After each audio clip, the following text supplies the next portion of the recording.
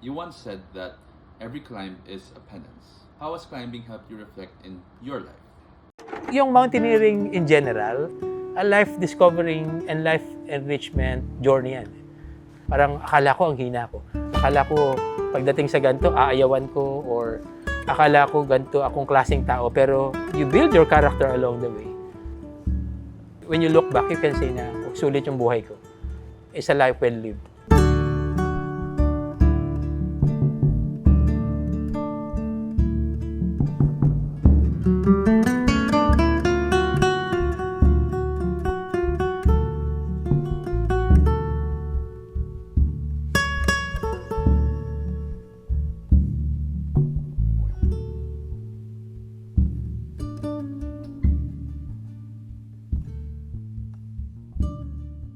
Sabi nga ng ibang tao, summiting is optional, going down is mandatory. I'm Romy Garduse. I'm an Everest summiter. I'm Erwin Pastor Imata, 53 years old. As of now, I'm a full-time pharmacist assisting my farm. Ang sports ko ngayon, medyo umakyat pa rin, pero hindi na ganoon ka full-time. First Filipino climb was 2006, so tatlo kami nag-summit at the time, and I was one of the three. And I'm here today to celebrate the 20th anniversary of Mount Everest summit and remember those good times. Good morning. It's really just part of the lifestyle to do many things. You know, I kayak, I'm a professional diver, I'm a dive master. I did triathlons, I did duathlons. Hindi ako malakas, hindi ako nagpo-podium, pero part lang siya nung lifestyle na, you know, I really enjoy doing those stuff. Pag nasa sports ka, is ang ultimate mo talagang gustong gawin is makapasok ka sa Olympic.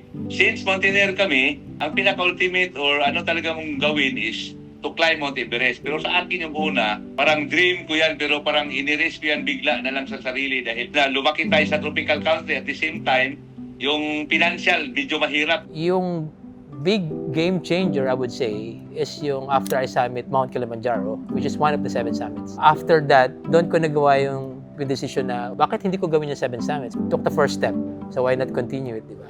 So after that, nagkaroon ng better direction yung buhay ko. in the sense na yung mountaineering career, mas nagkaroon ng focus. So nagkataon lang, nabigyan ako ng chance, an opportunity. So grab ko na talaga yung opportunity. Kasi once in a lifetime na talaga na journey. Makyat yung Everest. Hindi pa naman sigurado, pero at least that time, positive ako na baka destiny ko talaga. When I started, way back late 90s, meron kami mga pioneers in my home org, UP Mountaineers, who has done alpine climbing in Pakistan, in Nepal. Unfortunately, when I came in, nag-retire na sila. So wala akong direct mentors. For you to train, hindi ka pwedeng tatakbo-takbo lang o magsiswim ka lang o magbabike ka lang for an expedition like Everest. So you need to go out there and climb. So which means, sunod-sunod dapat yung travel mo, di ba?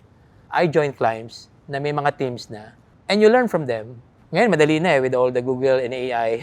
Pero at that time, you need to consult experts. And yun yung beauty ng expedition because you learn from the guides, you learn from the outfitters, you learn from, you know, the people that you climb with. I was out of work for like 5.5 months. Kung gusto ko mag-Everest, I have to sacrifice time sa work, di ba? And it's reality for Filipinos na hindi naman tayo, you know, you spend so much just for a hobby. Actually, pinakauna ko talaga na sakripisyo is pamilya ko. Kasi that time is, dalawa na yung kids ko, maliit pa. Ilang porsyento na ang chance mong makabalik na buo o buhay. Pero sa akin, sinabihan ko sila na gagawin ko talaga ito kasi ito baka hindi na ito mangyari yung experience na gawin ko sa buhay, baka hindi na babalik. So kahit anong mangyari, ma-build man ako or anong mangyari, at least nag-try ako. Yung principle that I follow there is that, you know, life is about choices. Diba? Ano ba talagang mas importante sa iyo, mas valuable for you? If it's about choices, it's about sacrifices. Hindi pwede lahat makukuha mo, di ba? Limited lang yung time natin. Diba? And at that time, I was doing expedition. Nakatira ako sa maliit na apartment. And people don't understand na that kind of lifestyle na. For me, okay lang ako kasi I'm a mountaineer. Na nakatulog na ako sa yelo, sa bato, sa scree, sa whatever. And I don't mind because hindi naman yun big deal for me. Bed is a luxury.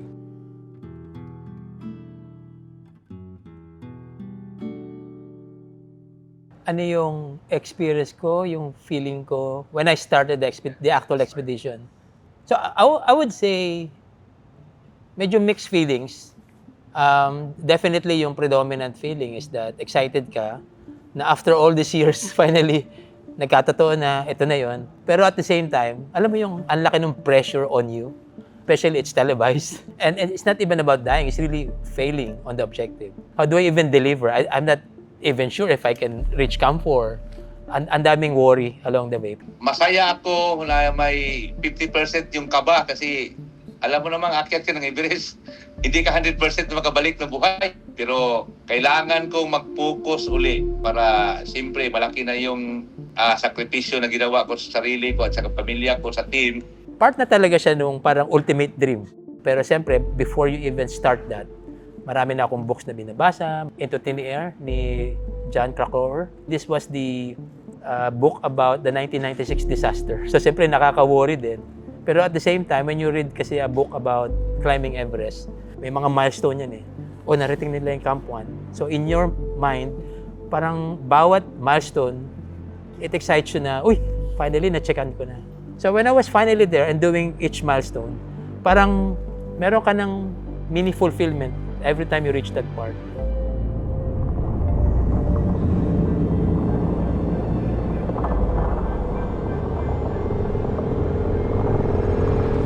Summit Day took me 19 hours.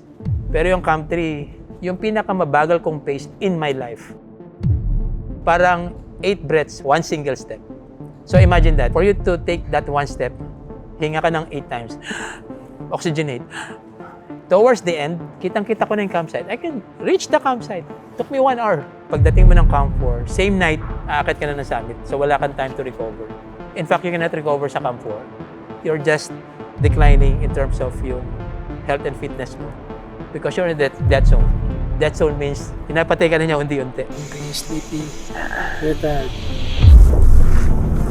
Parang may nagbabadyang snowstorm. Napag-isip tuloy ako kung mararating pa ba namin yung summit. Bukas po'y inaasahan namang mararating ni Romy Garduse ang tuktok ng Mount Everest. Bukas ay inaasahang mararating ni Romy Garduse ang tuktok ng Mount Everest. Kaya ang kanyang pamilya, maging ang kanyang mga kababayan dito sa Balanga, Bataan ay inaabangan ang napaka-importanteng araw na ito para sa kanilang kababayan.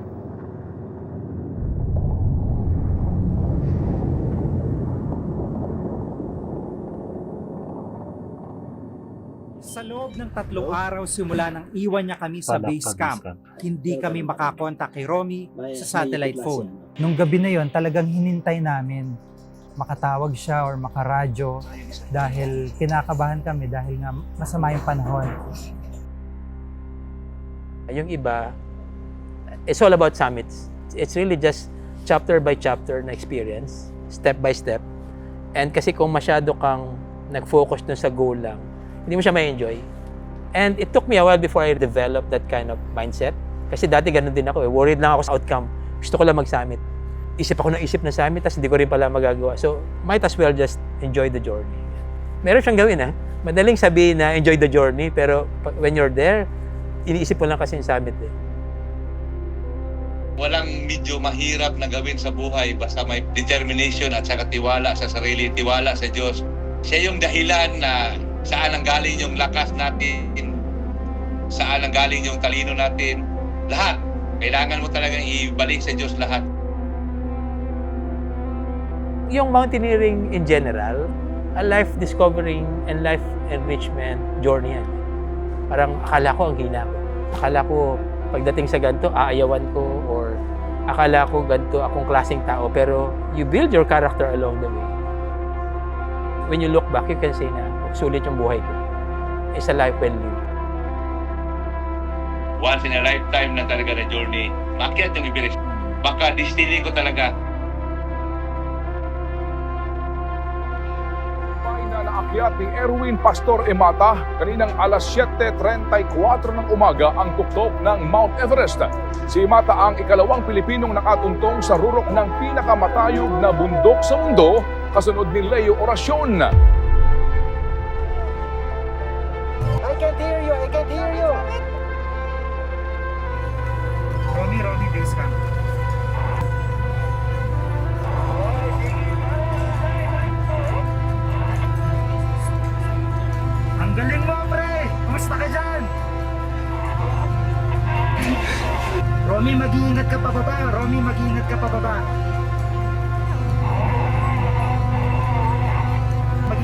dapat be-break natin sa Pilipinas yung balita.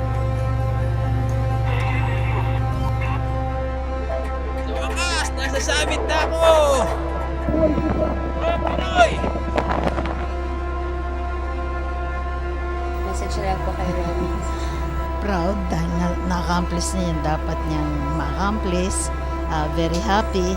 Narating din niya yung tuktok ng Mount Everest na gusto niyang marating. Romy, sana patuloy ka mag-ingat hanggang sa makabalik ka rito. Ang pag-akyat ng bundok na to ay para sa lahat ng Pilipino nasa bansaman o nasa labas. Ito ay nagpapatunay na kahit anong seemingly impossible at kaya ng Pinoy. At sana ito ay simula lamang ng mga bukas pang gagawin natin. Okay, buhay ang Pinoy!